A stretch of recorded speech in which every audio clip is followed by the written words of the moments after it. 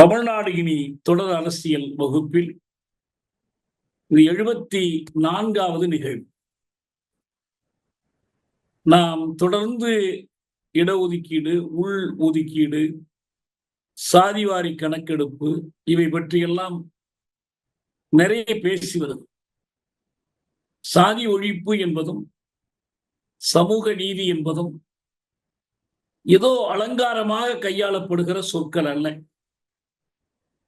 இந்திய சமூகமும் தமிழ் சமூகமும் ஒரு சாதி சமூகம் என்பதை நாம் புரிந்து கொண்டு அறிந்தேற்றால் இந்த சமூகத்தில் மாற்றத்திற்கான எந்த ஒரு போராட்டமும், விடுதலைக்கான போராட்டம், சமூக மாற்றத்திற்கான போராட்டம் என்ற எந்த ஒரு போராட்டமும் சாதியம் என்ற உண்மையை கணக்கில் கொள்ள வேண்டும். உரிய தரவுகள் இல்லாமல் இந்த கட்டமைப்பை நாம் தகர்க்க முடியாது. இதுவரை நம்மிடம் அந்த தரவுகள் இல்லை, போதிய அளவுக்கு இல்லை. ஒரு தோராயமாகவும் குத்துமதிப்பாகவும் தான்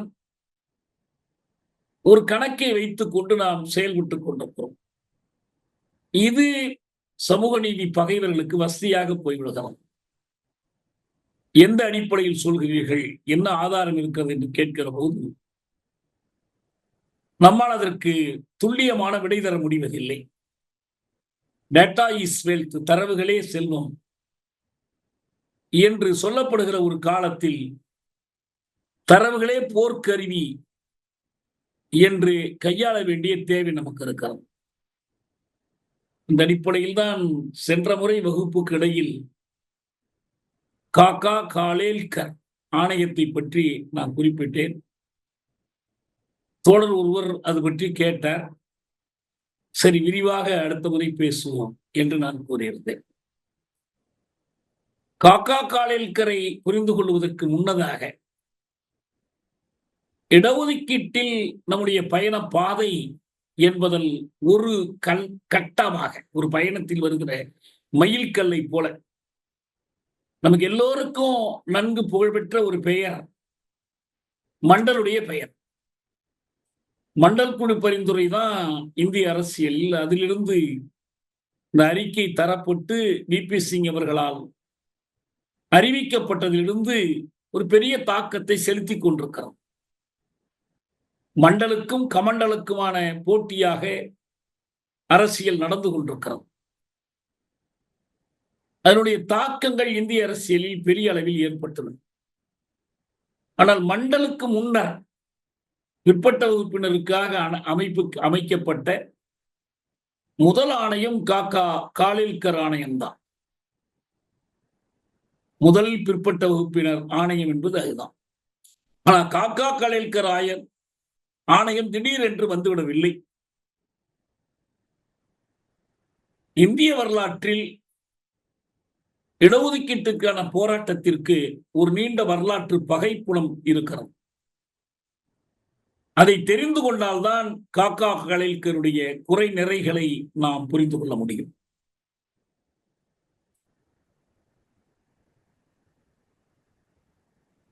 ஒரு நிமிடம்.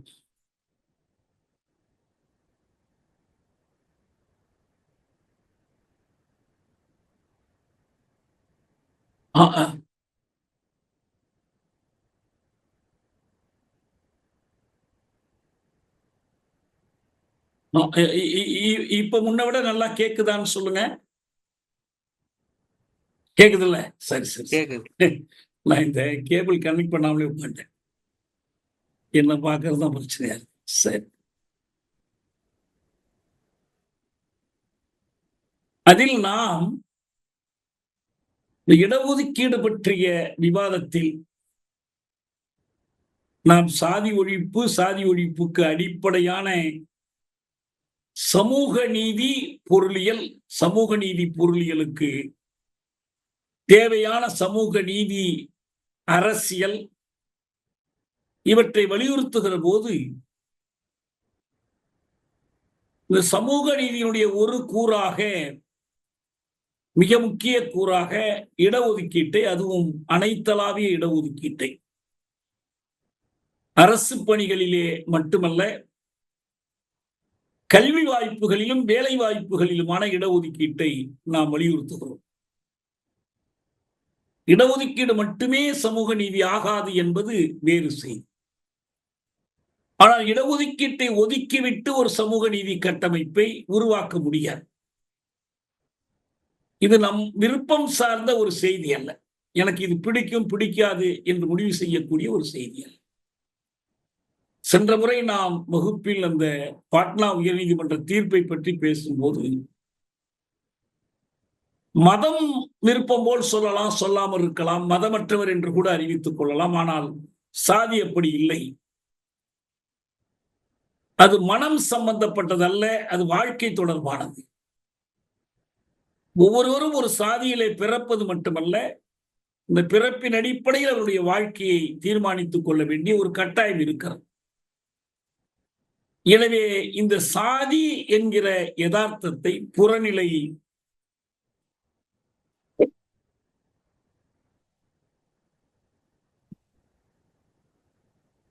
சாதி என்கிற அந்த புறநிலை மெய்மையை அலட்சியம் செய்து விடுவதன் மூலம் அது இல்லாமல் போய்விடாது. எனக்கு தெரிந்த ஒரு உதாரணம், நம்முடைய தோழர் ஒருவருடைய உறவுக்கார இளைஞன், அந்த இளைஞனுடைய தாத்தா தந்தை பெரியாருக்கு நெருக்கமாய் இருந்தவர். திராவிடர் கழகத்தினுடைய மாவட்ட தலைவராகவே இருந்தவர். அவன் ஒரு முறை தேர்வில் மிகச்சிறந்த மதிப்பெண் பெற்று அவனை செய்தியாளர்கள் நேர்கண்டார்கள். மாலை முரசில் அவனுடைய பேட்டி வந்தது, மாலை மலரில் வந்தது. உன்னுடைய விருப்பம் என்ன என்று கேட்டார்கள். அவன் சொன்னான், இந்த சாதி ஒழிய வேண்டும். எப்படி ஒழியும் என்று கேட்டார்கள். இந்த கல்லூரிகளில் பள்ளிக்கூடங்களில் சாதி கேட்பதை நிறுத்த வேண்டும் என்று அவன் சொன்னான். அவனுக்கு ஒரு பக்கம் பெரியார் பிடிக்கிறது, பெரியாருடைய தொண்டரான தாத்தா பிடிக்கிறது, நம்முடைய தோழரை பிடிக்கிறது. ஆனால் அவனுடைய பார்வை இப்படித்தான் இருக்கிறது. ஒரு கல்லூரி மாணவி சில காலம் முன்னால் இந்த பஞ்ச் பேக் என்று ஒரு தொலைக்காட்சியில் ஒரு நிகழ்ச்சி நடத்தி கொண்டிருந்தார். எது பிடிக்கவில்லையோ அதை நினைத்துக் கொண்டு அந்த மூட்டையில் குத்தலாம். அவள் இந்த கல்லூரி பள்ளிகளில் சாதி கேட்பது என்ற ஒரு மூட்டையை நான் குத்துகிறேன், அதுதான் அவளுடைய பஞ்ச் பேக். அதுதான். இதில் பெற்றோருக்கெல்லாம் ரொம்ப மகிழ்ச்சி.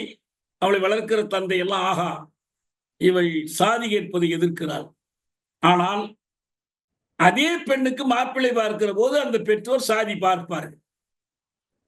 சாதிக்கு வெளியே ஒருவனை காதலித்தால், ஆகா, பஞ்ச் பேக்கில் நீ சாதியை குத்தினாய், வாழ்க்கையிலும் சாதியை புறக்கணித்திருக்கிறாய் என்று வரவேற்க மாட்டார்கள். கல்யாணத்திற்கு சாதி வேண்டும், திருமண உறவுக்கு சாதி வேண்டும். ஆனால் இடஒதுக்கீட்டுக்காக பள்ளிகளில் கல்லூரிகளில் சாதி கேட்பது கூடாது. இது பெரிய அறிஞர்கள் உட்பட மெரிட்டோக்ரசி, தகுதியின் ஆட்சி, தகுதி திறமையின் ஆட்சி என்ற பெயரில் இடஒதுக்கீட்டுக்கு எதிரான கருத்தை கொண்டிருக்கிறார்கள். இடஒதுக்கீட்டினால் சாதி வளர்கிறது, சாதி அரசியல் வளர்கிறது. அரசியல்வாதிகள் தங்களுடைய அதிகார சித்து வேலைகளுக்கு சாதி இடஒதுக்கீட்டை பயன்படுத்துகிறார்கள் என்ற கருத்தை சொல்லிக் கொண்டிருக்கிறார்கள். ஆக சில அடிப்படை உண்மைகளிலிருந்து நாம் புறப்பட வேண்டும். இடஒதுக்கீடு என்பது என்ன? என்னென்ன வகுப்பினருக்கு? சாதி என்பது கூட அல்ல. அந்த வகுப்பு என்ற சொல்லில் கிளாஸ் அல்லது சமுதாயம், கம்யூனிட்டி என்ற சொல்லில் ஒரு முக்கிய கூறாக சாதி இருக்கிறது. சாதி இல்லாமல் வகுப்பில்லை, சாதி மட்டுமே வகுப்பில்லை. ஏனென்றால் சாதிதான் அவனுடைய அந்த பிறப்பு தான் அவனுடைய உடைமை அல்லது ஏழ்மையை தீர்மானிக்கிறது. சாதிதான் அவன் மூளை உழைப்பாளியா உடல் உழைப்பாளியா என்பதை தீர்மானிக்கிறது. சாதிதான் அவன் தூய்மையான தொழில் செய்கிறானா தூய்மையற்ற தொழில் செய்கிறானா என்பதை தீர்மானிக்கிறது. சாதிதான் அவன் தீண்டத்தக்கவனா தீண்டத்தகாதவனா என்பதை எல்லாம் தீர்மானிக்கிறான். அப்படி இருக்கும்போது சாதியை அடிப்படையாக கொண்டுதான், சாதியிலிருந்து தொடங்கிதான் வகுப்பு தீர்மானிக்கப்பட்டு வகுப்பில் இருந்துதான் இந்த வகுப்பு வாரியான இடஒதுக்கீடு என்பது வந்து சேருகிறது. கம்யூனல் ரிசர்வேஷன் அல்லது காஸ்ட் ரிசர்வேஷன், கிளாஸ் ரிசர்வேஷன் என்பது வருகிறது. சரி, இந்த சாதி இடஒதுக்கீட்டுக்கு அடிப்படையாக இருக்கிறது என்று நாம் ஏற்றுக்கொண்டால், என்னிடம் ஒரு முறை அமெரிக்காவில் ஒரு பல்கலைக்கழகத்தில் ஒரு கேள்வி கேட்கப்பட்டது. உலகில் எந்த நாட்டில் சாதி அடிப்படையிலான இடஒதுக்கீடு இருக்கிறது என்று கேட்டார். ஒரு பெண் தான் கேட்டார். நான் சொன்னேன், எந்த நாட்டில் இடஒதுக்கீடு அடிப்படையிலான சாதி இருக்கிறதோ அந்த நாட்டில் மட்டும் என்று பதில் சொன்னேன். ஏன்னா சாதி அடிப்படையிலான இடஒதுக்கீடு என்பது யாரும் கண்டுபிடிக்கவில்லை. இது ஏற்கனவே இருக்கிறது. இந்த இடஒதுக்கீடு ஏற்கனவே இருக்கிறது. அந்த இடஒதுக்கீட்டை நியாயப்படுத்துவதற்கான கதைகள் ஏற்கனவே இருக்கின்றன. அதற்கான தத்துவம், கோட்பாடெல்லாம் வகுத்து வைத்திருக்கிறார். ஒருவர் அறிவு உழைப்பாளியாக கல்வி பெறுகிறவராக இருக்கிறவர், அவர் இன்ன சாதி இன்ன வர்ணம் என்றால் அது அவர்தான் அதை செய்ய வேண்டும். படைத்தலைவராக ஆட்சி நடத்துகிறவராக இருக்க வேண்டும் என்றால் அவர் சத்திரியராக இருக்க வேண்டும். வணிகம் செய்ய வைசியர், நிலத்தில் உழுவதற்கு சூத்திரர், எல்லோருக்கும் அப்பால் அடிமைகளாக உழல்வதற்கு பஞ்சமர் என்று இடஒதுக்கீடு என்பது பிரிக்கப்பட்டிருக்கிறது. இந்த இடஒதுக்கீட்டை நாம் ஏற்றுக்கொள்ள செய்ய வேண்டும் என்பதால் பிரம்மாவின் படைப்பிலேயே இடஒதுக்கீடு வந்துவிட்டது. புருஷனின் தலை, தோல், தொடை, பாதம் இதெல்லாம் இந்த இடஒதுக்கீட்டுக்குரிய உடல் உறுப்புகள் ஒதுக்கீடு. இது நம்ம ரொம்ப விரிவா பேச வேண்டிய தேவையில்லை. நம்ம எல்லோருக்கும் இது நன்றாக தெரியும். ஏற்கனவே நம்ம பேசியிருக்கோம். இதான் புருஷ சுத்தம், இதான் ரிக்வேதம். இதைத்தான் புராணங்கள் சொல்கின்றன. இதைத்தான் பகவத்கீதை வலியுறுத்துகிறது. இந்த அடிப்படையில் இடஒதுக்கீடு இந்த சமூகத்தில் 2000 ஆண்டுகளாக இருக்கிறது. இந்த இடஒதுக்கீடின் அடிப்படையில் தான் வர்ண சாதி கட்டமைப்பு இருக்கிறது.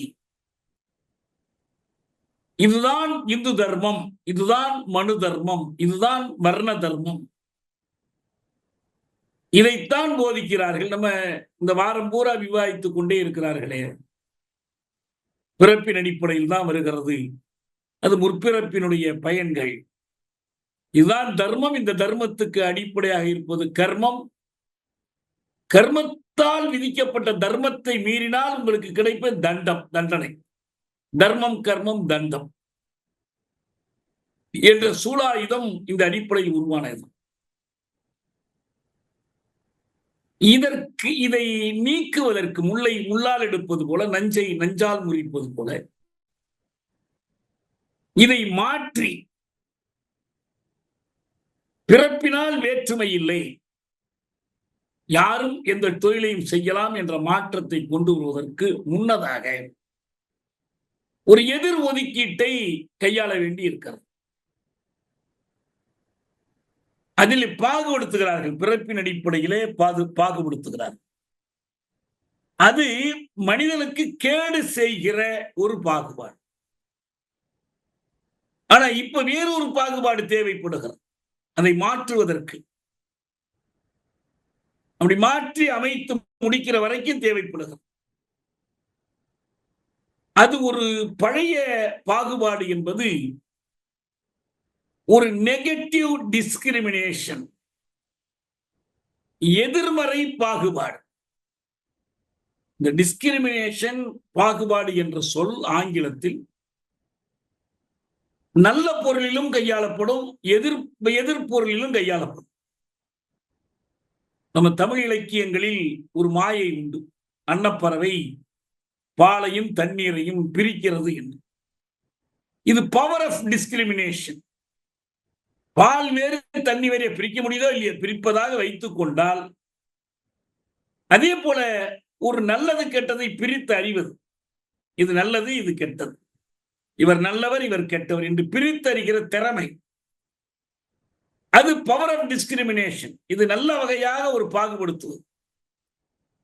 ஆனா நிறப்பாகுபாடு, இனப்பாகுபாடு, சாதி பாகுபாடு, ஊர் பாகுபாடு இதெல்லாம் ஒரு கெட்ட அர்த்தத்திலான டிஸ்கிரிமினேஷன்.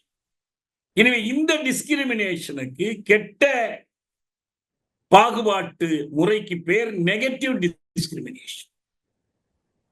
நன்மை செய்வதற்கான நல்ல நோக்கத்திலான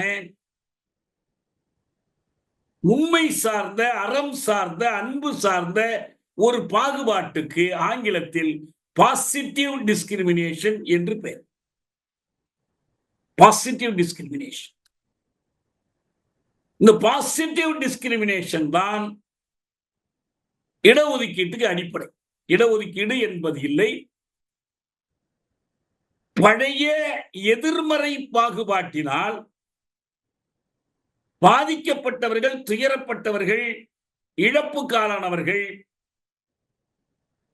அவர்களுக்கு உதவுவதற்காக எடுக்கப்படுகிற ஒவ்வொரு நடவடிக்கையும், ஒருவர் ஏழையாக இருக்கும்படி நிர்பந்திக்கப்பட்டிருந்தால் அவருக்கு உதவிகள் செய்வது, ஒருவர் ஊருக்கு வெளியே தள்ளி வைக்கப்பட்டதால் அவரை ஊருக்கு உள்ளே இருக்க செய்வது, ஒருவர் தீண்டப்படாதவராக இருந்தால் அவரை தீண்டாமை இருந்து விடுவிப்பது. இப்படி எல்லாம் நிறைய இருக்கு. இது போன்ற நன்மை செய்யக்கூடிய நேர்நிறையான பாகுபாடு. அதில் ஒன்று இந்த ரிசர்வேஷன். இதுக்கு பேர் பாசிட்டிவ் டிஸ்கிரிமினேஷன். இது இன்னொரு பேர் இருக்கு ஆங்கிலத்தில். நம்ம வாக்கியங்களில் நேர் வாக்கியம், எதிர் வாக்கியம்னு எழுதுவோம். ஆம்னு வரக்கூடியது, இல்லைன்னு வரக்கூடியது. இன்னொரு பேர் என்ன? அஃபர்மேட்டிவ், நெகட்டிவ்னு பேர். அஃபர்மேட்டிவ்னாலும் பாசிட்டிவ்னாலும் ஒண்ணுதான். எனவே அதுக்கு இன்னொரு பேர் என்னன்னா அஃபர்மேட்டிவ் ஆக்ஷன். இப்ப அமெரிக்காவில் இந்த அஃபர்மேட்டிவ் ஆக்ஷன் என்பது ரொம்ப புகழ் பெற்றது. குறிப்பா கென்னடி ஆட்சியில் இருக்கும்போது தான் அதை தொடங்கினாங்க. ஏன்னா கருப்பர்கள் ரொம்ப காலமா பாதிக்கப்படுறாங்க, பெண்கள் பாதிப்புக்குள்ளாகிறாங்க. இங்க எல்லாரும் விட மிக அதிகமா அமெரிக்க சமுதாயத்தில் பாதிக்கப்பட்டவர்கள் செவ்விந்தியர்கள் எனப்படுகிற அந்த பழங்குடி மக்கள், பூர்வகுடி, ஆதி தொல்குடி மக்கள். இவர்களுக்கு உதவி செய்யலாம். இவர்களுக்கு படிப்புக்கு, கல்லூரியில் சேருவதற்கு, வேலைக்கு வருவதற்கு, நிலம் பெறுவதற்கெல்லாம் உதவி செய்யும். அதுக்கு பேரு அஃபர்மேட்டிவ் ஆக்ஷன். நேர்நிறை செயல் என்றோ அல்லது நலம்புரி நடவடிக்கை என்றோ அதுக்கு நம்ம தமிழ்ல சொல்றோம். இந்த பாசிட்டிவ் டிஸ்கிரிமினேஷன் அல்லது அஃபர்மேட்டிவ் ஆக்ஷன் என்பது இந்தியாவுக்கு மட்டும் உரியது அல்ல. இந்த அமெரிக்காவில் உண்டு, பிரிட்டன்ல உண்டு, கியூபாவில் உண்டு, உலகின் பல நாடுகளில் இந்த அஃபர்மேட்டிவ் ஆக்ஷன் என்பது உண்டு. இந்தியாவினுடைய நீதிமன்றங்களில் எப்படியெல்லாம் வழக்கு இருக்கிறதோ அதுபோல இந்த அஃபர்மேட்டிவ் ஆக்ஷன் தொடர்பான பல வழக்குகள் அமெரிக்க நீதிமன்றங்கள்ல நடந்திருக்கு. ஹார்வர்ட் பல்கலைக்கழகத்துல மாணவர்கள் சேர்க்கையில அஃபர்மேட்டிவ் ஆக்ஷன் சரியா தப்பா வழக்கு நடந்திருக்கு. பல்கலைக்கழகங்கள்ல கருப்பின மாணவர்கள், மற்றவர்கள் அவங்களுக்கு தனியா ஒரு மதிப்பெண்ணை சலுகை கொடுத்து சேர்த்துக் கொள்வது, கட்டணம் குறைத்து கொடுப்பது, குறிப்பா அந்த உதவிகள், இது நியாயமா என்று கேட்டு வழக்கு போறதெல்லாம் இருக்காங்க. சமத்துவத்தை மீறுகிறது. சமத்துவம் என்றால் சமமானவர்களை சமமாக நடத்தினாதான் சமத்துவம். ஏற்ற தாழ்வானவர்களை சமமாக நடத்தினால் தொடர்ந்து ஏற்றத்தாழ்வு நீடிக்கும். ஏற்றத்தாழ்வானவர்களுக்கு சமத்துவம் வழங்க வேண்டும் என்றால் தாழ்ந்திருப்பவர்களை உயர்த்துவதும் ஏறி இருப்பவர்களை சற்றே குறைப்பதும் தான். ஒரு சுவர் மறைத்துக் கொண்டிருக்கிறது, அந்த பக்கம் நடக்கிற விளையாட்டு போட்டிய உயரமானவன் ஒரு இருக்கையில் ஏறி நின்று பார்க்க வேண்டியதில்லை. ஆனா உயரம் இல்லாதவன் என்ன பண்றான்? ஒரு கல்லை எடுத்தாந்து போட்டு அந்த கல்லு மேல நின்றுகிட்டு பார்த்தாதான் அந்த உயரமானவனுக்கு அவனுக்கும் சமமான பார்வை கிடைக்கும். இல்லைன்னா உயரமானவன் மட்டும்தான் பார்க்க முடியும், உயரம் இல்லாதவன் பார்க்க முடியாது. இவன் குள்ளமா இருக்கிறது அவனுடைய குற்றம் இல்லை. இந்த அடிப்படையில் தான் இந்த பாசிட்டிவ் டிஸ்கிரிமினேஷன் அல்லது அஃபர்மேட்டிவ் ஆக்ஷன், நேர்நிறை பாகுபாடு. சில பேர் இந்த பாசிட்டிவ நேர்மறைன்னு எழுதுறாங்க, தப்பு. தமிழ்ல நேர்மறைன்னு எதுவும் கிடையாது. நெகட்டிவ்னா எதிர்மறை, பாசிட்டிவ்னா நேர்நிறை, நேர்மறை இல்லை. நிறைய பேர் எழுதுறாங்க, நான் பார்க்கிறேன்.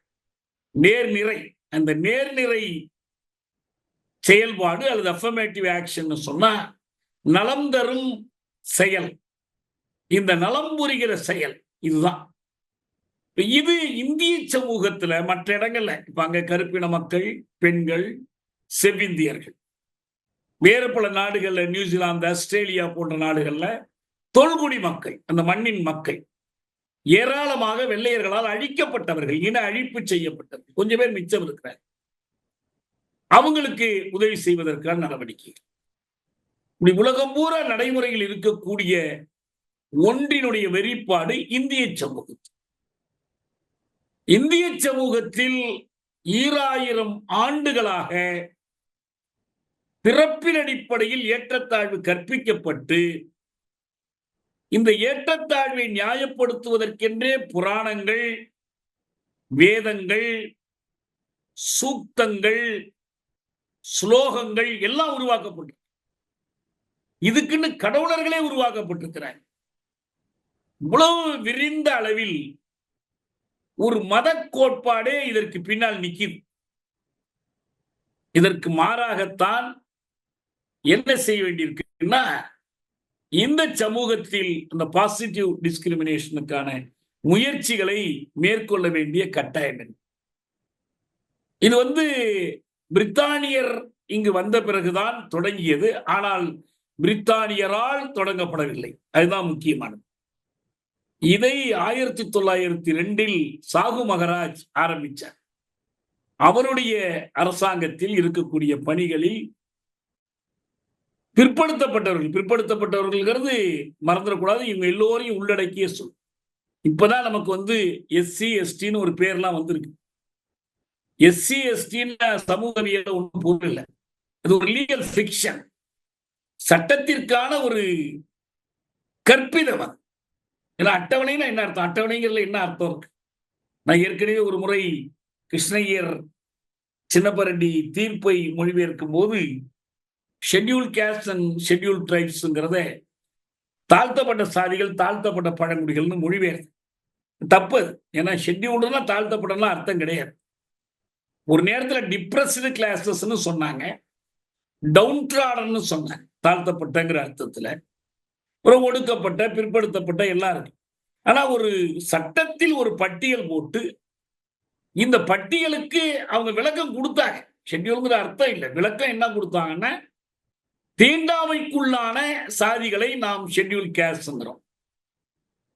ஊருக்கு வெளியே ஒதுக்கப்பட்டு காடுகள் மலைகளில் வாழக்கூடிய பழங்குடி மக்களை நாம் ஷெட்யூல் ட்ரைப்ஸ். எனவே இந்த ஷெட்யூல்ங்கிற பேரை அவங்களுக்கு கொடுத்துரும். ஆனா அவங்களும் தன்மையில் பார்த்தீங்கன்னா backward, more backward than others, most backward among the backward people. இப்படி ஒரு நிலை இருக்கும்போது இந்த இடஒதுக்கீட்டின் மூலமாக சாதி பார்த்து இடஒதுக்கீடு வழங்குவதன் மூலம் இந்த நிலைமையை சீர் செய்ய முடியும் என்ற கருத்தை முதலாக வெளியிட்டவர்கள் 2 பேர். ஒருவர் வில்லியம் ஹண்டர் என்ற ஆங்கிலேயர், இன்னொருவர் நம்முடைய மகாத்மா ஜோதிராவ் புலே. ஜோதிராவ் புலே தான் 1882 இந்த கருத்தை முன்வைத்தார்.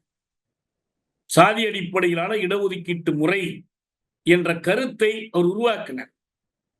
அதாவது 2000 ஆண்டுகளா நிலை வருகிற இந்த பாகுபாடு என்பதே ஒரு வகையான இடஒதுக்கீடு தான். இதற்கு மாறாக நாம் சரியான ஒரு இடஒதுக்கீட்டை கையாண்டால் இதை மாற்ற முடியும். எனவே அரசு பணிகள், கல்வி நிறுவனங்கள், சட்டப்பேரவைகள், நாடாளுமன்றங்கள் போன்ற அமைப்புகளில் மக்கள் தொகையில் வரலாற்று வழியில் சலுகை மறுக்கப்பட்ட மக்கள், ஓரங்கட்டப்பட்ட மக்களுக்கு இதை கொண்டு வரலாம் என்ற கருத்தை வச்சார். அம்பேத்கர் அந்த கருத்தை முன்னெடுத்துட்டு போனார். வேறு பல சமூக சீர்திருத்தக்காரர்கள் அந்த கருத்தை முன்வைத்தார்கள். ஆனா இதற்கு ஒரு சட்ட வடிவம், அதாவது மன்னர்கள் அவங்களுடைய சமஸ்தானங்களுக்குள் செயல்படுத்தினார். சாகு மகராஜ், இன்னும் சில மன்னர்கள் செயல்படுத்தினார். நமக்கு அம்பேத்கர் கல்விக்கே ஒரு இந்த சமஸ்தான மன்னர் உதவி செய்துதான் அவரை படிக்க வச்சு மேல அனுப்புறார். அது ஒரு பக்கம். ஆனால் அரசாங்கம் இதை ஏற்றுக்கொள்வது 1933 தான் ஏற்றுக்கொள்ளுது. அப்ப வட்டமேஜை மாநாட்டின் போது அம்பேத்கர் இந்த கருத்தை வலியுறுத்துறார். அதை ஏற்றுக்கொண்டு அன்றைக்கு பிரித்தானிய பிரதமராக இருந்த ராம்சே மெக்டொனால்ட் கம்யூனல் அவார்ட், இதான் வகுப்புவாரி தீர்வு அல்லது வகுப்புவாரி தீர்ப்புன்னு சொல்றது இதான். அவர் அறிவிக்கிறார். 1933 ராம்சே மெக்டொனால்ட் அறிவிக்கிறார். இது ஒரு பெரிய கிளர்ச்சிக்கு காரணமாக அமைந்தது. அதுதான் காந்தியினுடைய இந்த உண்ணாவிரதம், அதை ஒட்டி வருகிற பூனா ஒப்பந்தம் இந்த 33 அறிவிக்கப்பட்டதுதான். அப்ப எஸ்சி எஸ்டிக்களுக்கான தனி தொகுதிகள் என்ற கருத்தை மறுத்து அவர்களுக்கு ஒதுக்கப்பட்ட தனி வாக்காளர் தொகுதி கிடையாது என்று ஒத்துக்கொண்டு அதுல கூடுதலான இடங்கள்லாம் ஒதுக்கி முடிக்கிறாங்க. அது நம்ம பின்னால பார்க்கலாம். இப்ப இந்திய அரசமைப்பு சட்டம் இயற்றப்படுகிற போது அதுக்கு முன்னாலேயே இந்த எஸ்சி எஸ்டிக்கள் ஒப்புக்கொண்டு இடம்பெற்றுடுச்சு. யார் என்னங்கிறது தான் தீர்மானிக்கணும் தவிர எஸ்சி எஸ்டிக்களுக்கு அவர்களுக்கு முன்னேறுவதற்கு அரசு உத்தியோகங்களில், அதிகாரங்களில் அவர்களுக்கு போதுமான பங்கு கிடைக்குமாறு செய்யணும். கல்வித்துறையில், மற்ற துறைகள்ல அவர்களை முன்னேற்றுவதற்கான நடவடிக்கைகள் எடுக்கணும்னு சொல்லி அதுக்கான சட்ட திருத்தங்கள்லாம் கொண்டு வரப்பட்டுச்சு. ஆனா இந்த எஸ்சி எஸ்டி அல்லாதவர்கள், அவங்கள பிற்பட்ட வகுப்புகள் இருக்கிறாங்கிறது மறுப்பே இல்லை. ஏன்னா இந்த கம்யூனல் ஜிஓ ஆர்டர்ல பாத்தீங்கன்னா, வகுப்புவாரி தீர்ப்புல பாத்தீங்கன்னா எல்லாருடைய மற்ற பார்ப்பனர் அல்லாத பிற்படுத்தப்பட்ட வகுப்புகளுக்கெல்லாம் அதுல இடம் இருக்கு. இஸ்லாமியருக்கு இருக்கு, பார்ப்பனர் அல்லாத வகுப்புகளுக்கு இருக்கு. ஆனா அரசு தரப்புல, இந்திய அரசை பொறுத்த வரைக்கும் இந்த பிற்பட்டவர்களுக்குள் எஸ்சி எஸ்டி அல்லாத பிற்பட்டவர்கள், அந்த வார்த்தை அதுல இருந்தா ஏனைய பிற்பட்டவர்கள்னு வந்துச்சு. ஓபிசி, அதர் பேக்வர்ட் கிளாஸஸ் என்ற கருத்து வந்துச்சு. ஆனா அதர் பேக்வர்ட் கிளாஸஸ்க்கு என்று எந்த வழிவகையும் செய்யப்படவில்லை. ஆனா அரசமைப்பு சட்டம் எழுதுகிற போது இதற்கு ஏதாவது செய்ய வேண்டும் என்ற வலியுறுத்தல் இருந்துச்சு. அதுக்கு என்ன பண்றது? இன்னொரு பட்டியல் போடுறதா, எதை வைத்து கண்டுபிடிக்கிறது, அல்லது ஏற்கனவே அவங்க எடுத்துக்கிட்டு இருந்த சாதிவாரி கணக்கெடுப்பின் அடிப்படையில ஒரு பிரிவை உருவாக்குவதா, அதற்கான பொது அளவுகோல் என்ன, எதுவுமே தீர்மானிக்கப்படல.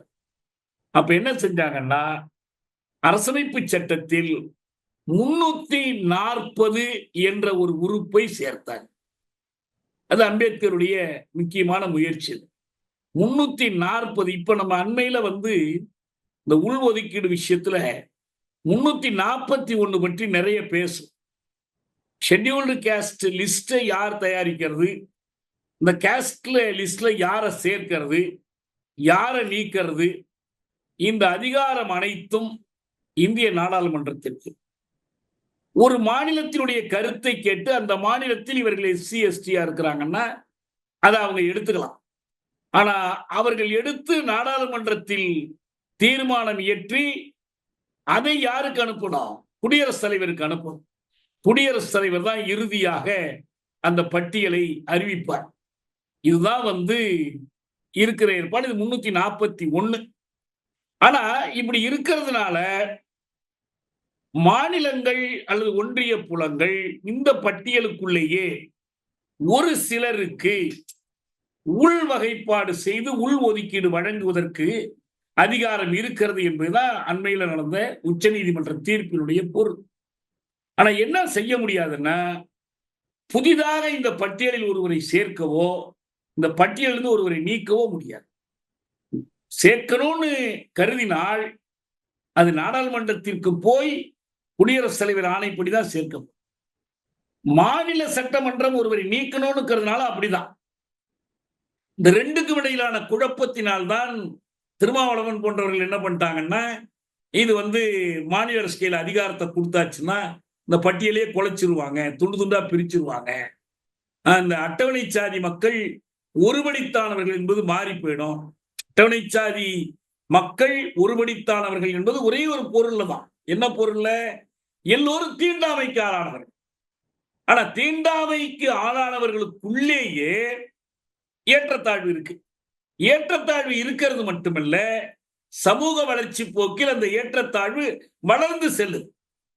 இப்ப ஏனைய பிற்பட்டவர்கள்ல சமூக ஏற்றத்தாழ்வுகள் வளர்ந்து சென்ற காரணத்தினால்தான் அவர்களில் ஒரு சிலர் அனைத்து சலுகைகளையும் பெற்றுக்கொண்டு மற்றவர்கள் போதிய சலுகைகள் பெறாமல் இருக்கிறத காரணம் காட்டிதான் ஓபிசி வந்துச்சு. பிசிக்குள்ள ஓபிசி, ஏனைய பிற்படுத்தப்பட்டோர் இது மன்னிக்கணும் எம்பிசி வந்துச்சு. ஓபிசிக்குள்ள எம்பிசி வந்துச்சு. இப்ப வேறு சில இடத்துல வெவ்வேறு பேர் கொடுத்திருக்கிறாங்க.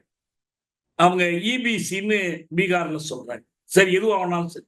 அதே போல எஸ்சிலையும் சமூக வளர்ச்சி போக்குல மாற்றங்கள் ஏற்பட்டு ஒரு சிலர் ரொம்ப கீழே போயிட்டாங்கன்னா அவங்களுக்கு உள்ஒதுக்கீடு வழங்குறாங்க. இது ஏற்கனவே குரூப் இருந்தா சரி, இல்லைன்னா புது குரூப். ஆனா இது எதுவுமே என்ன பண்ணாதுன்னா அவர்களை அட்டவணை சாதி பட்டியலில் புதிதாக சேர்ப்பதும் இல்லை, நீக்குவதும் இல்லை. இது 341. ஆனா இந்த 340 இருக்குல்ல, அரசமைப்பு சட்டத்தினுடைய 340, அது என்ன சொல்லுதுன்னா சமூக வழியிலும் கல்வி வழியிலும் பிற்பட்ட வகுப்புகள், இந்திய ஆட்சி புலத்திற்குட்பட்டவர்கள், அவருடைய நிலைமைகளை ஆராய்வதற்கு பொருத்தமானவர்களை கொண்ட ஒரு ஆணையத்தை குடியரசுத் தலைவர் அமைக்க வேண்டும். அவங்களுக்கு என்ன தொல்லைகள் உள்ளன என்பதையெல்லாம் கண்டுபிடிச்சு ஒன்றிய அரசு அல்லது மாநில அரசு இந்த தொல்லைகளை அகற்றுவதற்கு எடுக்க வேண்டிய நடவடிக்கைகளுக்கான பரிந்துரைகளை வழங்க வேண்டும். ஒன்றிய அரசு அல்லது மாநில அரசு அவர்களுக்கு வழங்க வேண்டிய நல்கைகள், கிராண்ட்ஸ், இதற்கு வழி செய்ய வேண்டும். இந்த நல்கைகளுக்கான நிபந்தனைகளை வகுக்க வேண்டும். இப்படி ஒரு ஆணையத்தை அமைத்து அந்த ஆணையம் அதுக்கு கடைபிடிக்க வேண்டிய நடைமுறையை வரையறுத்துக் கொள்ள வேண்டும். இதுதாங்க ஆர்டிகிள் 340. இது இருக்கு, அரசமைப்பு சட்டத்துல இருக்கு. ஆனால் நான் மீண்டும் மீண்டும் ஒரு செய்தி சொல்றேன், அது பல பேர் அதை விளங்க மாட்டேங்கிறாங்க. என்னன்னா, இந்திய அரசமைப்பு சட்டத்துல இடஒதுக்கீடு சம்பந்தப்பட்ட விதிகள் எல்லாமே எனேபிளிங் லாஸ் தவிர என்ஃபோர்சிங் லாஸ் கிடையாது. ரொம்ப அண்மையில 2012 உத்தரகாண்ட் மாநில அரசு இந்த ஏனைய பிற்படுத்தப்பட்டோருக்கு கூட இல்லை, அட்டவணை சாதிகள், அட்டவணை பழங்குடிகளுக்கு இடஒதுக்கீடு வழங்கவில்லை என்று உயர் நீதிமன்றத்தில் வழக்கு போட்டாங்க. அந்த அரசு சொன்னிச்சு, ஆமா நாங்க கொடுக்கல, கொடுக்க விரும்பல, நாங்கள் அவர்களுக்கு இடஒதுக்கீடு கொடுக்க வேண்டும் என்று நாங்கள் ஏற்றுக்கொள்ளல, எங்களை நீங்கள் கட்டாயப்படுத்த முடியாது. சட்டம் என்ன சொல்லுது? எஸ்சி எஸ்டிக்கு இடஒதுக்கீடு வழங்கலாம் என்று சொல்லுகிறது, வழங்கியாக வேண்டும் என்று சொல்லவில்லை. இது நீதிமன்றம் ஏற்றுக்கிடுச்சு. ஏற்றுக்கொண்டு சரி நீங்க செஞ்சதுல தப்பு இல்லை, வழங்கணும்னு வலியுறுத்தலாம், பரிந்துரை செய்ய முடியுமே தவிர வழங்கியாக வேண்டும் என்று கட்டாயப்படுத்த முடியாது. அதே போலதான் இந்த 340 என்ன சொல்லுதுன்னா, குடியரசுத் தலைவர் பிற்படுத்தப்பட்டோர், அதாவது சமூக வழியிலும் கல்வி வழியிலும் பிற்படுத்தப்பட்ட வகுப்புகளின் நிலைமைகளை கண்டறிவதற்கு பொருத்தமான ஆட்களை கொண்டு ஓர் ஆணையம் அமைக்கலாம், அமைத்தாக வேண்டும் இல்லை. ஜவஹர்லால் நேரு சொன்னார், மேவும் ஷல்லும் ஒண்ணுதான் சட்டத்துல. ஆனா அது ஷல் இல்ல, மே தான். அமைச்சர் அவங்க. அரசமைப்பு சட்டம் நடைமுறைக்கு வந்த தேதியிலிருந்து இது இருக்கு. 340 இருக்கு. 50 ஜனவரி 26 இந்திய குடியரசு தொடங்கியாச்சு. அரசமைப்பு சட்டம் செயலுக்கு வந்துடுச்சு. இத்தனைக்கு சட்ட அமைச்சராக இருப்பது அம்பேத்கர் அவர்கள்.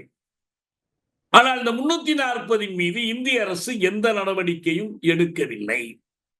இந்த ஆணையத்தை அமைத்து அவர்கள் ஒரு அறிக்கையை உருவாக்கி யாரெல்லாம் பிற்படுத்தப்பட்ட வகுப்பினர் சொல்லி அவர்களுக்கு என்னென்ன செய்யலாம்ங்கிற பரிந்துரைகளை எல்லாம் வழங்கி அதனுடைய அந்த அறிக்கையினுடைய ஒரு படியை நாடாளுமன்றத்தில் அவைகள் முன்னால் வைக்கணும்.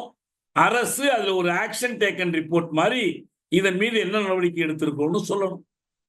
எதுவுமே நடக்கல. அம்பேத்கர் ஏதோ உள்ளுக்குள்ள இருந்தார், போராடி பார்த்தார், ஒன்றும் நடக்கல. 51 செப்டம்பர் 27 அவர் சட்ட அமைச்சர் பொறுப்பிலிருந்து நான் விலகுகிறேன் என்று அறிவித்தார். அப்படி விலகுவதற்கான 4 காரணங்களை அவர் பற்றி நிறைய காரணம் சொன்னார். 4 காரணம் முக்கியமான காரணம். நம்ம இதெல்லாம் பல முறை பேசியிருக்கோம், தெரியும். அமைச்சரவையில தீர்மானிக்கக்கூடிய பொறுப்புகள் எதிலும் அவரை அமர்த்தலைங்கிறது, காஷ்மீர் சிக்கல், கிழக்கு பாகிஸ்தான் தொடர்பாக இந்தியாவினுடைய அயலுறவு கொள்கை சரியில்லைங்கிறது, பெண்களுக்கு சொத்துரிமை சம உரிமை கொடுப்பதற்கான இந்து சட்ட தொகுப்பை இந்திய அரசு கைவிட்டது. இது எல்லாம் ரைட்டு. மிக முக்கியமான ஒரு கோரிக்கை இரண்டாவது அந்த பட்டியல 2வது இடத்துல வச்சிருந்தார். என்னன்னா, பிற்பட்ட வகுப்பினர் புறக்கணிக்கப்படுவது தொடர்பாக அவர்களை நீங்கள் எப்படி நடத்துகிறீர்கள் என்று கேட்டார். இது சான்றா என்ன சொன்னார்னா, அரசமைப்பு சட்டத்தின் 340வது உறுப்பின்படி பிற்பட்டோர் ஆணையம் எதையும் நீங்கள் அமைக்கவில்லை. அதே போல அட்டவணை சாதிகள் நடத்தப்படுற முறை, அவங்க பெயரளவுக்கு இருந்தாலும் ஒதுக்கீடுலாம் இருந்தாலும் நீங்க எப்படி செய்யவில்லை என்பதை காட்டினார். I will now refer to another matter that had made me dissatisfied with the government. அரசிடம் எனக்கு மன வருத்தம் ஏற்படுவதற்கான 2வது செய்தியை நான் சொல்கிறேன். பிற்பட்ட உறுப்பினரையும் அட்டவணை சாதிகளையும் நீங்கள் நடத்துகிற முறை சரியில்லை. அரசமைப்பு சட்டம் பிற்பட்ட வகுப்பினருக்கு எந்த காப்பு கூறுகளையும் கொண்டிருக்கவில்லை என்று நான் மிகவும் வருத்தப்படுகிறேன். இதை ஒரு ஆணையம் அமைத்து, குடியரசுத் தலைவர் ஒரு ஆணையம் அமைத்து, அந்த ஆணையத்தின் பரிந்துரைகளின் அடிப்படையில் ஆட்சியாளர்கள் செய்யட்டும் என்று விடப்பட்டது. ஓராண்டுக்கு மேல் ஆகிவிட்டது. அரசமைப்பு சட்டம் இயற்றப்பட்டு ஓராண்டுக்கு மேல் ஆகிவிட்டது. அரசாங்கம் இப்படி ஒரு ஆணையத்தை அமைப்பது பற்றி எண்ணி பார்க்கவும் இல்லை. இதுதான் தெளிவான கருத்து. நம்ம இதுல ஆணைமுத்தவர்கள் இருக்கும்போது இந்த வன்னியர் சங்க அமைப்புகள் ஒரு கூட்டம் நடத்தினாங்க. இதுல காமராஜர் அரங்கத்துல அதுல வன்னியர்களாய் இருந்து பல்வேறு தொண்டாற்றியவர்களை பற்றிய புத்தகம்லாம் போட்டாங்க. நான் கூட சோமசுந்தர பாரதியார் பற்றி பேச சொன்னாங்க. நான் பேசினேன். ஆணைமுத்து வந்திருந்தார். அவர் சொன்னார், ரொம்ப கோபமா சொன்னார், நீங்க எல்லாம் சேர்ந்து அவரை பத்தி இவரை பத்தி எல்லாம் பேசுறீங்க, எழுதுறீங்க. ஏன் உங்களுக்கு எல்லாம் அம்பேத்கர்னு ஒரு மனுஷர் நினைவே இல்லையா? பிற்படுத்தப்பட்டோர் இடஒதுக்கீடுங்கிறீங்களே, அம்பேத்கர் இல்லாமலா வந்துச்சு என்று இந்த சம்பவத்தை அவர் எடுத்துக்காட்டினார். இடஒதுக்கீட்டுக்கு அதிலும் ஏதோ எஸ்சி எஸ்டிக்கு பாடுபட்டவர் மாதிரியும் அவருக்கும் இந்த பிற்படுத்தப்பட்டவர்களுக்கு தொடர்புள்ள மாதிரியும் பேசிக்கிட்டு இருக்கிறீங்களே. இந்த ஏழை பிற்படுத்தப்பட்டவர்களுக்கு அம்பேத்கரால் தான் இந்த இடஒதுக்கீடு வந்தது. அதற்கு அவர் எடுத்த அந்த நடவடிக்கை, பதவி விலகின அந்த நடவடிக்கை தான் காரணமாக அமைந்தது. அம்பேத்கர் இப்படி விலகி அதற்கு இந்த காரணங்களை சொன்ன பிறகு இந்த நாடெங்கும் இதை பற்றி ஒரு விவாதம் எழுந்தது. என்னடா அது சட்டத்துல இருக்கு 340, ஆனா நேரு ஒண்ணுமே செய்ய மாட்டேங்கிறாரு. இன்னும் சொல்ல போனா சாதிவாரி கணக்கெடுப்பும் செய்ய மாட்டேங்கிறாரு, பிற்படுத்தப்பட்டவர்களுக்கான இதையும் செய்ய மாட்டேங்கிறாரு. என்று 51 அம்பேத்கர் விலகிய போது இருந்த அந்த கருத்து வலுப்பட்டு 1953 ஜனவரி 29ஆம் தேதி இந்திய குடியரசுத் தலைவர் காக்கா காலேல்கர் தலைமையில ஒரு ஆணையத்தை அமைத்தார். இந்த விவரங்கள்ல இந்த மற்ற உறுப்பினர்கள் பேர் தெரியல. ஆனா காக்கா காலேல்கர் அறிக்கை இருக்குன்னு சொல்லியிருக்காங்க. நான் பிறகு அதை எடுத்து நம்ம படித்து சொல்லலாம். இது எப்படி இந்த ஆணையம் என்னாச்சுங்கிறதா முக்கியமா தெரிஞ்சுக்க வேண்டிய செய்தி. நீங்க போன முறை கேட்டீங்க காக்கா காலேல்கர் என்னாச்சுன்னு. காக்கா காலேல்கர் தலைமையில், ஏன்னா மண்டலுக்கு முன்னாலேயே அமைக்கப்பட்டது இதுதான். ஆணையம் அமைக்கப்பட்டது 53 ஜனவரி 29 அமைக்கப்பட்டது. இதுக்கு பேர் தான் முதல் பிற்படுத்தப்பட்ட வகுப்பினர் நல ஆணையம். அவங்க 1955 தான் அறிக்கை கொடுக்குறாங்க. இந்த அறிக்கையில் நிறைய முரண்பாடுகள் இருக்கு, பல்வேறு கருத்துக்கள் இருக்கு. அந்த ஆணையத்தை பத்தி பேசும்போது இடஒதுக்கீடு பற்றி அவங்களுக்கு இருந்த குழப்பங்கள் எல்லாத்தையும் அவங்க வெளிப்படுத்துறாங்க. ஆனா ஒண்ணு மட்டும் அவங்க சொல்றாங்க, 1961ஆம் வருடம் மக்கள் தொகை கணக்கெடுப்பில் சாதிவாரி கணக்கெடுப்பு மேற்கொள்ள வேண்டும். இது ஒரு பரிந்துரை. காக்கா காலேல்கர் ஆணையத்தினுடைய ஒரு பரிந்துரை, முதல் பரிந்துரை என்னன்னா, ஏன்னா இது நடக்கிறது 53 ஆணையம் அமைக்கிறாங்க, 55 அறிக்கை கொடுக்குறாங்க. நான் முன்பே சொன்னேன், 1871 தொடங்கி 10 ஆண்டுக்கு ஒரு முறை socio economic caste census SECC என்ற பெயரில் 10 ஆண்டுக்கு ஒரு முறை சாதிவாரி கணக்கெடுப்பு உட்பட மக்கள் தொகை கணிப்பு ஜனகணனா நடந்து கொண்டு இருந்தது. எதுவரைக்கும்? 31 வரைக்கும் நடந்துச்சு. 1931 வரைக்கும் நடந்துச்சு. 71, 81, 91 அந்த 31 1931 வரைக்கும் நடந்துச்சு. அப்புறம் 2ஆம் உலகப் போர் 41 நடக்கல. அதுக்கப்புறம் 51 இவங்க வந்துட்டாங்க. இந்திய குடியரசு வந்துருச்சு. பிரித்தானிய மேலாதிக்கத்துக்கு இந்திய மேலாதிக்கம். நேரு இந்த கணக்கெடுப்பு நடத்த மறுத்துட்டார். 51 நடக்கல. இவங்க சொல்றாங்க 61 இந்த கணக்கெடுப்பு எடுக்கணும்னு கேட்கிறாங்க. ஏன்னா இது கண்ண மூடிக்கிட்டு வேலை செய்யற மாதிரி இருக்கு. யார் எங்க இருக்கா, எப்படி இருக்காங்க, யார் பிற்பட்டவர்கள், யார் இல்ல, அதுக்கான தரவுகளே இல்லாமல் எப்படி வேலை செய்யும்? அதனால 61 இந்த கணக்கெடுப்பு எடுக்க வேண்டும் என்று காக்கா காலேல்கர் பரிந்துரை செய்தார். ஆனா 61 எடுக்கல, மறந்துடாதீங்க. 61 எடுக்கல, 71 எடுக்கல, 81 எடுக்கல. இன்னும் சொல்ல போனால் மண்டல் குழு செயல்படுகிற போதும் இந்த கணக்கெடுப்பு இல்ல. அவங்களே ஒரு சர்வே நடத்தி தான் எல்லா முடிவுகளுக்கும் போறாங்க. கடைசியா 2001 வரைக்கும் நடக்கல. அதுக்கப்புறம் கொரோனாவை காரணம் காட்டினாங்க. 2011 ஒண்ணு நடந்துச்சு. அந்த கணக்கெடுப்பு வெளியில வர. ஆனா 61 காக்கா காலேல்கர் இப்படி ஒரு பரிந்துரை கொடுக்கிறார். அப்புறம் இந்து சமுதாயத்தினுடைய சாதி அமைப்பு, சமூக பிற்பட்ட நிலை, இதை எப்படி கணக்கில் எடுத்துக்கணும், எல்லா பெண்களையும் பிற்பட்டவர்களாக கருதணும். அப்புறம் எல்லா தொழில்நுட்ப நிறுவனங்கள், கல்வி, மருத்துவ கல்வி நிறுவனங்களின் 70 விழுக்காடு உரிய தகுதியில் பிற்பட்ட வகுப்பு மாணவர்களுக்கு ஒதுக்க வேண்டும். அப்புறம் ஏனைய பிற்படுத்தப்பட்டவர்களை பொருளியல் உயர்த்துவதற்கு சிறப்பு திட்டங்கள் வகுக்க வேண்டும். பூதான இயக்கம், கால்நடை வளர்ப்பு, பண்ணை வளர்ப்பு, கால்நடை காப்புறுதி, தேனீ வளர்ப்பு, பன்றி வளர்ப்பு, மீன்வள திட்டங்கள் நிறைய கொடுக்குறாங்க. இதெல்லாம் செய்யணும். அப்புறம் இதுல என்ன ரொம்ப முக்கியமானதுன்னா, இந்த இந்திய அரசு பணிகள் 4 விதமா இருக்கு. Class 1, class 2, class 3, class 4. இந்த ஒவ்வொரு துறையிலும், ஒவ்வொரு பதவியிலும் எவ்வளவு பிற்படுத்தப்பட்டவர்களுக்கு இடஒதுக்கீடு இருக்கணும் என்றெல்லாம் சொன்னாங்க. ஆனா இந்த காக்கா காலேல்கர் இருக்கிறாரு, அவருடைய ஒரிஜினல் பேர் தத்தரேயான்னு தொடங்குது. ஒருவேளை எனக்கு ஒரு பிராமணரான்னு தெரியல, இருக்கக்கூடும்.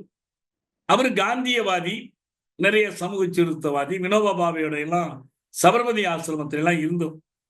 அவருக்கு இந்த அறிக்கையை கொடுத்த பிறகு சில சந்தேகங்கள்லாம் வந்தது. உடனே இந்த அறிக்கை பூராவையும் எனக்கு ஒத்துக்க முடியல என்று அவர் ஒரு கடிதம் குடியரசுத் தலைவருக்கு எழுதுறார். அவர் சில பரிந்துரைகளை எழுதுறார். அவருக்கு ஒரு ஐயந்திரிபாக இருக்கிறது. அவர் என்ன சொல்றாருன்னா, இந்த அறிக்கையில ஏற்கனவே சொல்லியிருக்கிறாங்க, பொருளியலில் பிற்பட்ட நிலை என்பது சமூக தீமைகளின் விளைவுதானே தவிர சமூக தீமைகளுக்கு காரணம் அல்ல. ஏழையா இருக்கிறதுனால சமூக தீமைகளுக்கு ஆளாகல, சமூக கொடுமைகளுக்கு ஆளாவதால் ஏழைகளாக இருக்கிறார்கள். இதெல்லாம் இந்த அறிக்கையில் இருக்கக்கூடிய வாசகங்கள். அதே போல இந்த வெவ்வேறு வகுப்பினரை பற்றி ஒவ்வொரு ஊரா எடுத்தெல்லாம் கொடுக்குறாங்க.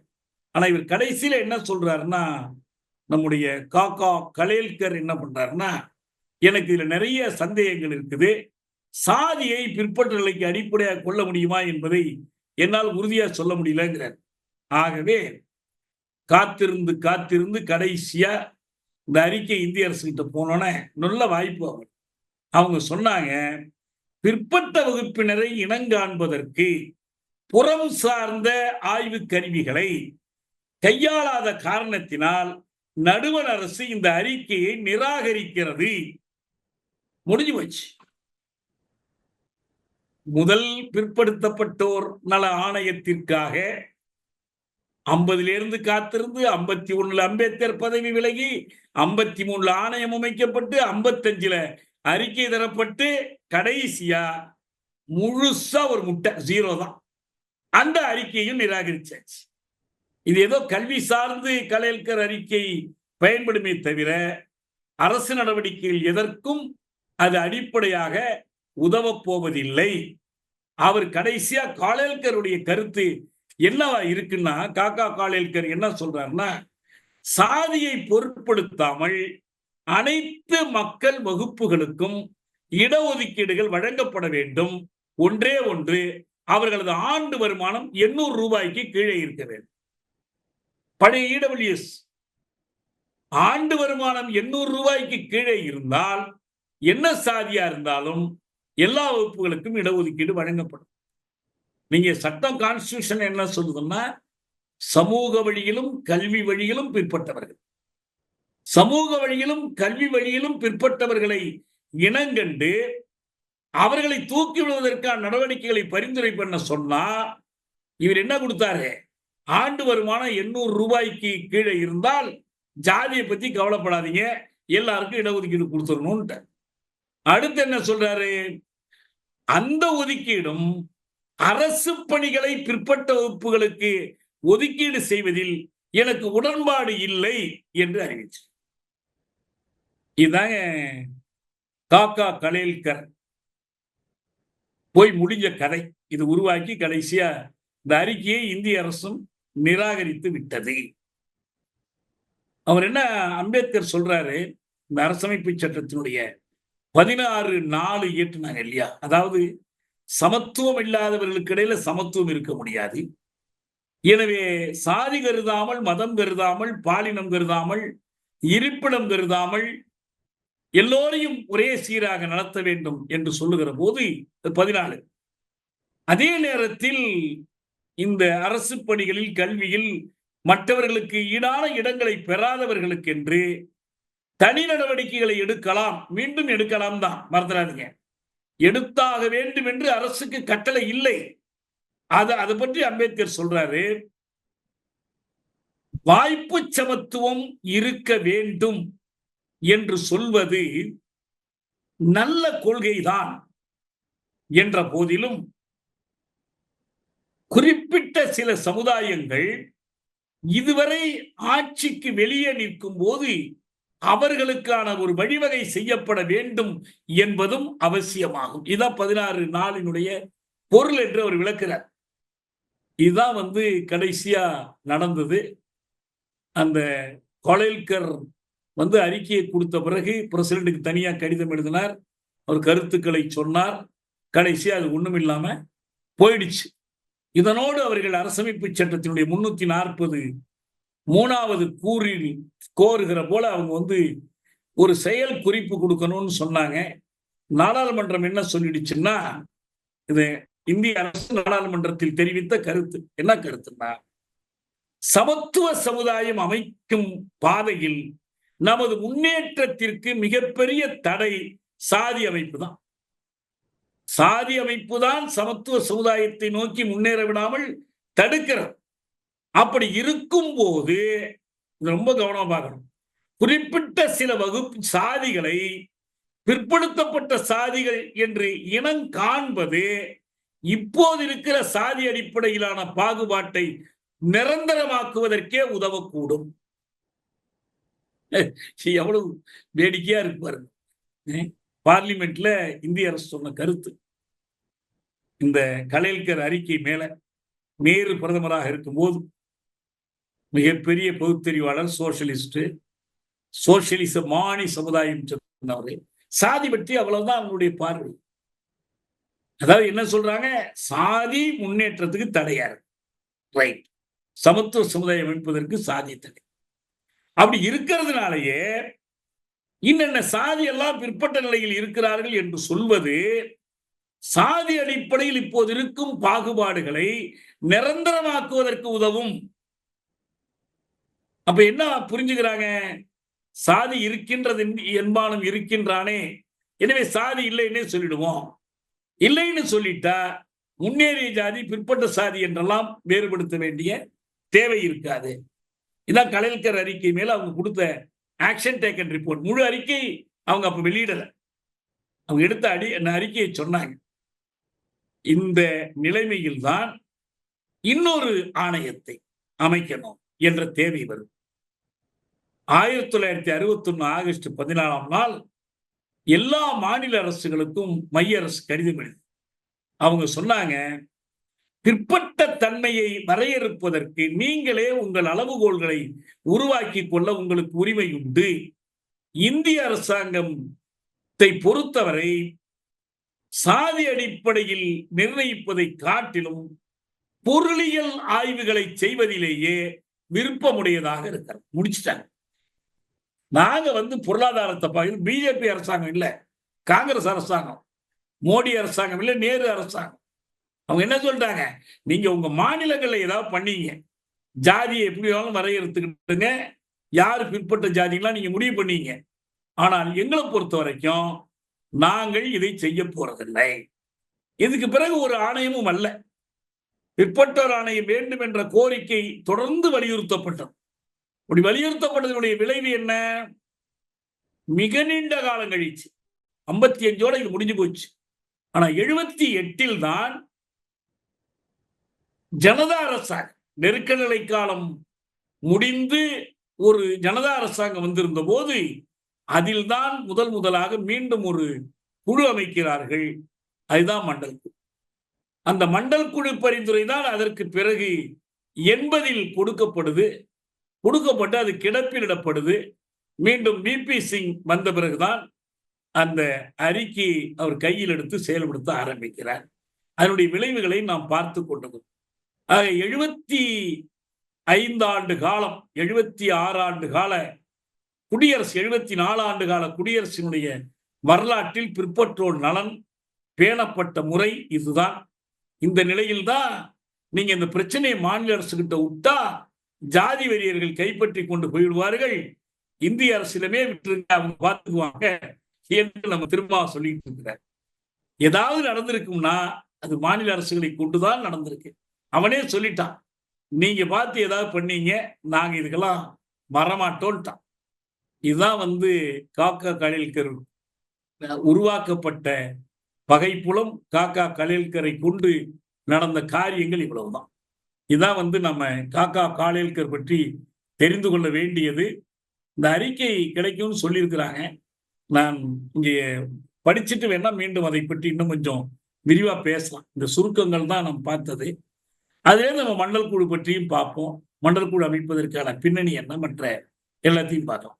நான் இதோடு நிறைவு செய்கிறேன்.